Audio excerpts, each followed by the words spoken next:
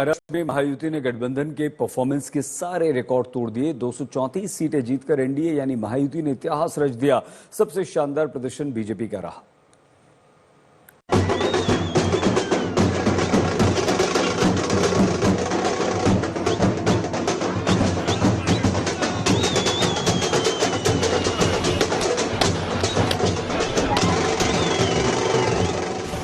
BJP उसके सहयोगी दलों ने महाराष्ट्र में ऐतिहासिक जीत हासिल की।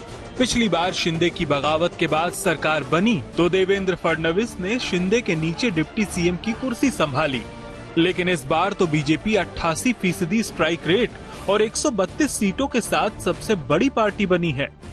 उधर बीजेपी के सहयोगी दलों एनसीपी अजित पवार और शिवसेना शिंदे गुट का प्रदर्शन भी शानदार रहा। लेकिन अब लाख टके का सवाल ये है कि आखिर सीएम कौन होगा। सवाल इसलिए क्योंकि चुनाव से पहले कोई सेट फॉर्मूला नहीं था। ज्यादा सीट वाली पार्टी को सीएम पद मिलेगा ये भी तय नहीं था। अब 3 दावेदार सीएम पद के हैं।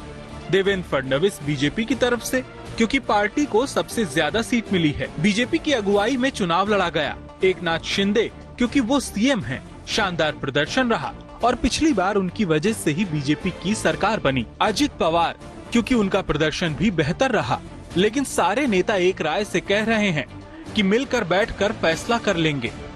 पहले तो तीनों पार्टियां अपना अपना नेता चुनती है।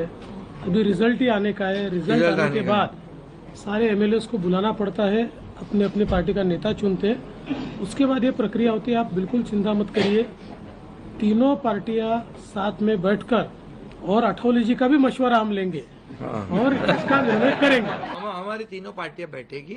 हमारे जैसे आपको बताते हैं, जैसे हमने सीटों का बंटवारा हुआ, हमें कोई मतभेद हमारे में नहीं थे, आज भी कोई मतभेद नहीं है। हम हमारे वरिष्ठ और हम लोग बैठकर उसके ऊपर निर्णय लेंगे। लेकिन दबी जुबान से दावेदारी भी होने लगी है। बीजेपी के नेता फडणवीस की मांग कर रहे हैं तो अजित पवार की पत्नी कह रही हैं कि मौका मिलना चाहिए।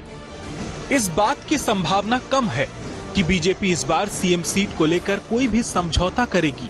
उसका दमखम देखने के बाद शिंदे या पवार भी मजबूत दावा नहीं कर पाएंगे।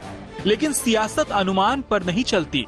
आखिर नतीजा क्या होगा ये देखने वाली बात होगी। ब्यूरो रिपोर्ट, आज तक।